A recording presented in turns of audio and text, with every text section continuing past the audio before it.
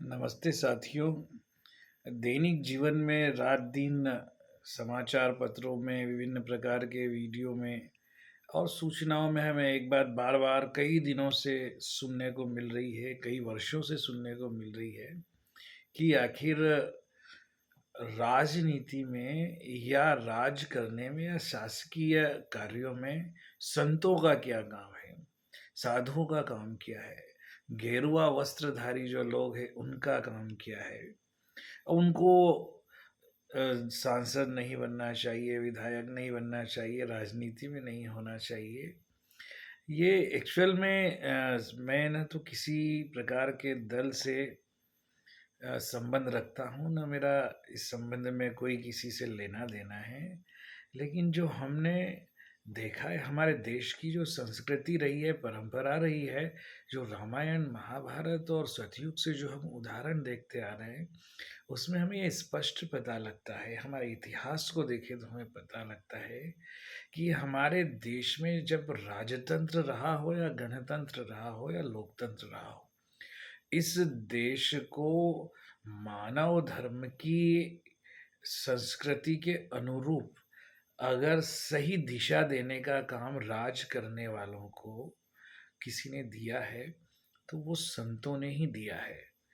और पुराने ज़माने से लेकर देखें तो पता लगेगा कि ज़्यादातर जितने भी महान राजा हुए हैं, महान व्यक्तित्व हुए हैं, महान शासक हुए हैं, उनका कोई न कोई संत ही गुरु था। और उनके बिना वो कहते हैं ना कि ज़रा-सा भी इधर से उधर हिलते तक नहीं थे। और उनका आदेश और उनका उपदेश और उनकी सलाह उन लोगों के लिए मतलब एकदम जो है सर्वोपरि रहती थी, टॉप मोस्ट प्रायोरिटी पर।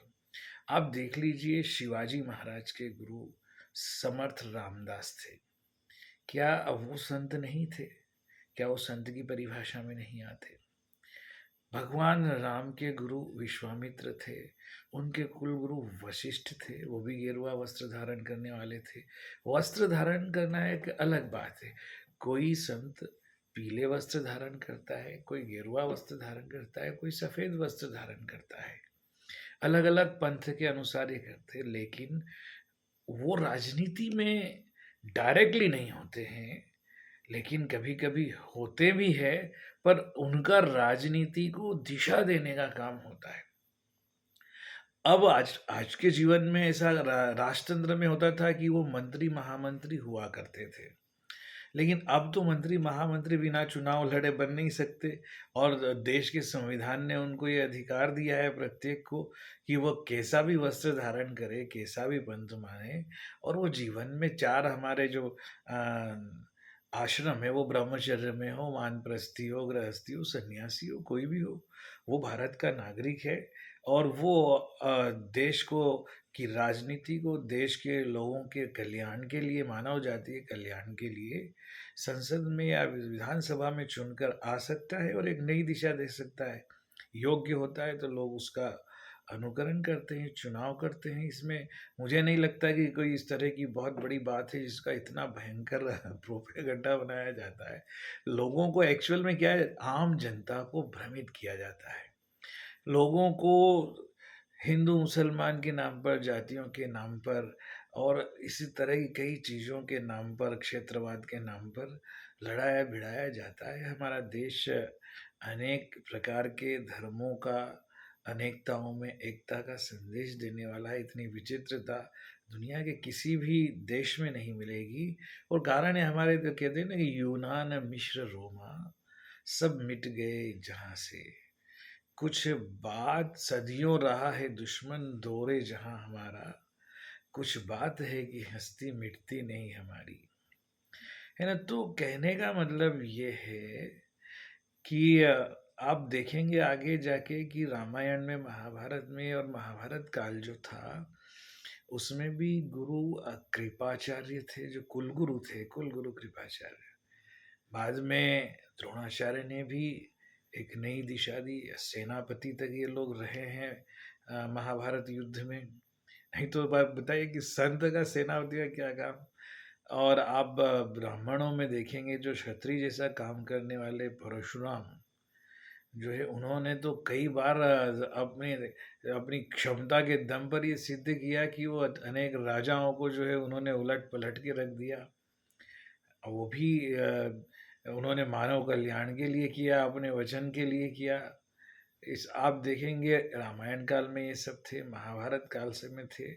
आज के हमारे इतिहास में देखें तो समर्थ गुरु रामदास का उदाहरण शिवाजी महाराज के उसमें मिलता है। महाराणा प्रताप के भी जो गुरु थे, वो भी एक प्रकार से संत आदमी ही थे। इवन बड़े-बड़े जितने भी राजा हुए हैं, आप देखेंगे ना कि चाणक्य अपने आप में गुरु तो था ही, लेकिन वो भी बहुत बड़ा संत था। संत की जो परिभाषा है, वो वही बात है कि जिस जो विचारों से उच्च हो, मानव कल्याण के लिए सबको अपने मतलब जिस राजा के साथ या जिस व्यक्ति के साथ है, वो उसके व्यक्तित्व, चरित्र निर्माण के साथ-साथ पूरे समाज को नई दिशा देने में सकारात्मक दृष्टिकोण रखता हो, न्याय का पक्ष लेता हो और जिसकी आचरण आज पवित्र हो, जो विचारों से उच्च हो। हम सब आम आदमी लोगों के से जो है बहुत ही ऊपर उठकर उसका अपनी इंद्रियों पर, अपने मन विचार पर, कर्म पर नियंत्रण होता है, इसीलिए वो हमसे ऊँचा होता है और संत होता है। तो संत होना, साधु होना और विचारों से ऐसा होना, चरित्र और व्यवहार से ऐसा होना, जीवन में के सबसे श्रेष्ठ और प्योरिटी का प्रमाण है। और ऐसा व्यक्ति जो होता है, मैं तो कहता हूँ कि ऐसे ही सारे व्यक्ति अगर राजनीति में आ जाए और देश को चलाने लगे, तो सही में